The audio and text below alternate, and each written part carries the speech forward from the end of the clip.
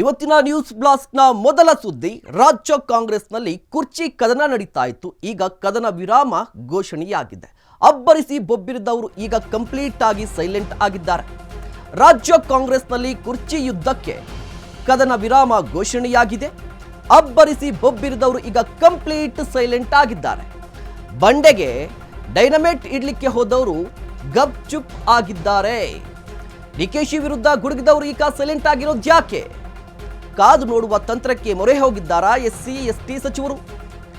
ರಾಜ್ಯ ಕಾಂಗ್ರೆಸ್ನಲ್ಲಿ ಕುರ್ಚಿಯ ಕದನ ಬಹಿರಂಗವಾಗಿತ್ತು. ಬಹಿರಂಗ ವಾಕ್ಸಮರ, ಟೀಕೆ ಟಿಪ್ಪಣಿ, ಏಕವಚನದ ದಾಳಿ, ಕುರ್ಚಿ ಆಟದಲ್ಲಿ ಕಿರೀಟದ ಮಾತು, ಕೊಂಬಿನ ಮಾತು ಈ ಎಲ್ಲವೂ ಕೂಡ ಆಗಿತ್ತು. ಏಕವಚನದ ವಾಗ್ದಾಳಿಯೂ ಕೂಡ ಆಗಿತ್ತು. ಎಲ್ಲವೂ ಕೂಡ ಆಗುತ್ತೆ ಅನ್ನುವ ರೇಂಜ್ಗೆ, ಇನ್ನೇನು ಯಾವುದೋ ಒಂದು ಹಂತಕ್ಕೆ ಬಂದು ನಿಂತ್ಕೊಳ್ಳುತ್ತೆ ಅನ್ನುವ ಸಂದರ್ಭ ಸೃಷ್ಟಿಯಾಗಿತ್ತು. ಆದರೆ ಕಂಪ್ಲೀಟ್ ಆಗಿ ಈಗ ಎಸ್ಸಿ ಎಸ್ಟಿ ಸಚಿವರು ಅರ್ಥಾತ್ ಸಿಎಂ ಸಿದ್ದರಾಮಯ್ಯನವರ ಆಪ್ತರು ಏಕಾಏಕಿಯಾಗಿ ಸೈಲೆಂಟ್ ಆಗಿದ್ದಾರೆ. ಹಾಗಾದರೆ ಈ ಸೈಲೆಂಟ್ ಹಿಂದಿನ ಮಾತೇನು?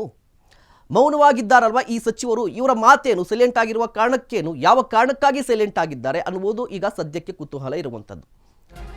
5 ವರ್ಷ ಪೂರೈಸಿದ ಡಿಕೆ ಶಿವಕುಮಾರ್ ಇಂದ ಶಾಸಕರಿಗೆ ಡಿನ್ನರ್ ಪಾರ್ಟಿ ಆಯೋಜನೆಯಾಗುತ್ತೆ. ಕೆಪಿಸಿಸಿ ಪದಾಧಿಕಾರಿಗಳ ಮೀಟಿಂಗ್ ನಡೆಯುತ್ತೆ. ಕಂಪ್ಲೀಟ್ ಆಗಿ ಡಿಕೆ ಶಿವಕುಮಾರ್ ಅವರು ವಿಶ್ವಾಸದ ಆಟದಲ್ಲಿದ್ದಾರೆ. ಡಿನ್ನರ್ ಪಾರ್ಟಿ ಮೀಟಿಂಗ್ ಮೂಲಕ ಡಿಕೆ ಶಿವಕುಮಾರ್ ಅವರು ಆಕ್ಟಿವ್ ಆಗಿದ್ದಾರೆ. ಡಿಕೆ ಶಿವಕುಮಾರ್ ಅವರು ಆಕ್ಟಿವ್ ಆಗಿದ್ರು ಎಸ್ಸಿ ಎಸ್ಟಿ ಸಚಿವರು ಯಾವುದೇ ದಾಳವನ್ನು ಪ್ರಯೋಗ ಮಾಡ್ತಾ ಇಲ್ಲ. ಯಾಕೆ? ಸಚಿವರಾದ Satish Jarkiholi, HC. Mahadevappa, KN. Rajanna, doctor G. Parameshwar silent game ಆಡ್ತಾ ಇದ್ದಾರೆ. ಡಿಕೆ ಶಿವಕುಮಾರ್ ಅವರು ಕೆಪಿಸಿಸಿ ಅಧ್ಯಕ್ಷರಾಗಿ 5 ವರ್ಷ ಆಗಿದೆ. ಸೊ ಹೀಗಾಗಿ ಶಾಸಕರಿಗೆ ಡಿನ್ನರ್ ಪಾರ್ಟಿಯನ್ನು ಆಯೋಜನೆ ಮಾಡಿದ್ರು.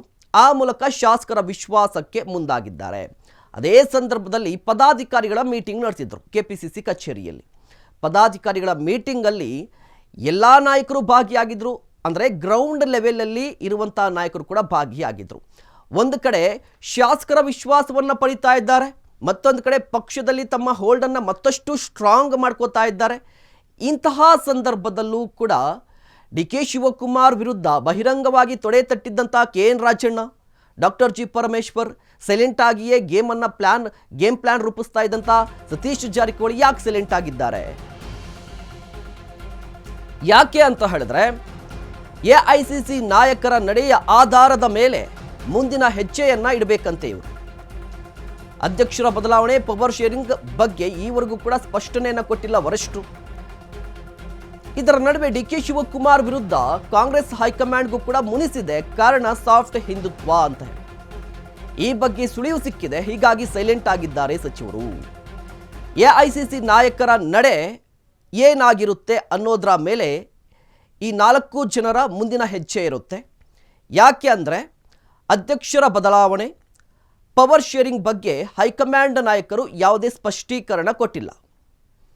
ಆ ಸ್ಪಷ್ಟೀಕರಣ ಕೊಟ್ಟಿಲ್ಲ. ಇದರ ಜೊತೆಗೆ ಸದ್ಯಕ್ಕೆ ಯಾವುದೇ ಬದಲಾವಣೆ ಸಾಧ್ಯ ಇಲ್ಲ. ರಾಜ್ಯ ಕಾಂಗ್ರೆಸ್ನಲ್ಲಿ ಬದಲಾವಣೆಗಳು ಆಗೋದಿಲ್ವಂತೆ. ಇದಲ್ಲದೆ ಡಿ ಕೆ ಶಿವಕುಮಾರ್ ವಿರುದ್ಧ ಕಾಂಗ್ರೆಸ್ನ ಹೈಕಮಾಂಡ್ ಮುನಿಸಿದೆ.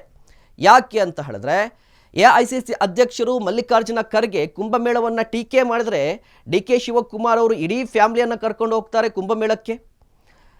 ಯಾರು ರಾಹುಲ್ ಗಾಂಧಿ ಅಂತ ಪ್ರಶ್ನೆ ಮಾಡಿದಂಥ ಸದ್ಗುರುವಿನ ಕಾರ್ಯಕ್ರಮದಲ್ಲಿ ಭಾಗಿಯಾಗ್ತಾರೆ, ಹೀಗಾಗಿ ಮುನಿಸಿದೆ ಅಂತ. ಇದರ ಜೊತೆಗೆ ಒಂದಿಷ್ಟು ಆತಂಕ ಇದೆ ಈ ಸಚಿವರಿಗೆ. ತಮ್ಮ ನಡೆಯಿಂದ ಡಿಕೆಗೆ ಲಾಭ ಆಗದಂತೆ ಕಟ್ಟೆಚ್ಚರವನ್ನು ವಹಿಸಿದ್ದಾರೆ. ತಾವು ಅಗ್ರೆಸಿವ್ ಆದರೆ ವರಿಷ್ಠರ ಕೆಂಗಣ್ಣಿಗೆ ಗುರಿಯಾಗುವ ಭೀತಿ ಕೂಡ ಇದೆ. ಆಗ ಪಕ್ಷಕ್ಕೂ ಸರ್ಕಾರಕ್ಕೂ ಡ್ಯಾಮೇಜ್ ಮಾಡ್ತಿದ್ದಾರೆ ಅನ್ನುವ ಕಳಂಕ ಬರುತ್ತೆ. ಹೀಗಾಗಿ ಸದ್ಯಕ್ಕೆ ಸೈಲೆಂಟ್ ಆಗಿರಲಿಕ್ಕೆ ಸಚಿವರು ಪ್ಲಾನ್ ಅನ್ನು ಮಾಡ್ಕೊಂಡಿದ್ದಾರೆ ಅಂತ. ಯಾಕೆ ಸೈಲೆಂಟ್ ಆಗಿದ್ದಾರೆ ಅಂತ ಹೇಳಿದ್ರೆ, ಒಂದು ಡಿ ಕೆ ಶಿವಕುಮಾರ್ ವಿರುದ್ಧ ಕಾಂಗ್ರೆಸ್ನ ಹೈಕಮಾಂಡ್ಗೆ ಮುನಿಸಿದೆ. ಇದಲ್ಲದೆ ಏಕಾಏಕಿಯಾಗಿ ಈ ಸಚಿವರು ಬರೀ ಆಕ್ಟಿವ್ ಆಗಿ ಡಿ ಕೆ ಶಿವಕುಮಾರ್ ವಿರುದ್ಧ ಹೇಳಿಕೆಗಳನ್ನು ಕೊಟ್ಕೊಂಡು ಹೊರಡ್ತಾ ಇದ್ರೆ ಡಿ ಕೆ ಶಿವಕುಮಾರ್ ಅವ್ರಿಗೆ ಎಲ್ಲೋ ಒಂದು ಕಡೆ ಪ್ಲಸ್ ಆಗುವ ಸಾಧ್ಯತೆ ಇದೆ. ಇದಲ್ಲದೆ ಪಕ್ಷಕ್ಕೂ ಡ್ಯಾಮೇಜ್ ಮಾಡ್ತಾ ಇದ್ದಾರೆ, ಸರ್ಕಾರಕ್ಕೂ ಡ್ಯಾಮೇಜ್ ಮಾಡ್ತಾ ಇದ್ದಾರೆ ಅನ್ನುವ ಕಳಂಕ ಕೂಡ ಬರುತ್ತೆ. ಯಾವುದೇ ಕಾರಣಕ್ಕೂ ಕೂಡ ನಮ್ಮ ನಡೆಯಿಂದ, ಅಂದರೆ ಈ ನಾಯಕರ ನಡೆಯಿಂದ ಡಿ ಕೆ ಶಿವಕುಮಾರ್ ಅವ್ರಿಗೆ ಪ್ಲಸ್ ಆಗಬಾರ್ದು ಅಂತ ಹೇಳಿದ್ರೆ ಸದ್ಯಕ್ಕೆ ಸೈಲೆಂಟ್ ಆಗಿರೋದೇ ಒಳ್ಳೆಯದು ಅಂತ ಹೇಳಿ ಈ ನಾಯಕರು ನಿರ್ಧಾರಕ್ಕೆ ಬಂದಿದ್ದಾರಂತೆ. ಕಾದ್ ನೋಡಬೇಕಾಗಿರುವಂಥದ್ದು ಈ ಕದನ ವಿರಾಮ ಎಲ್ಲಿವರೆಗೂ ಇರುತ್ತೆ ಅಂತ.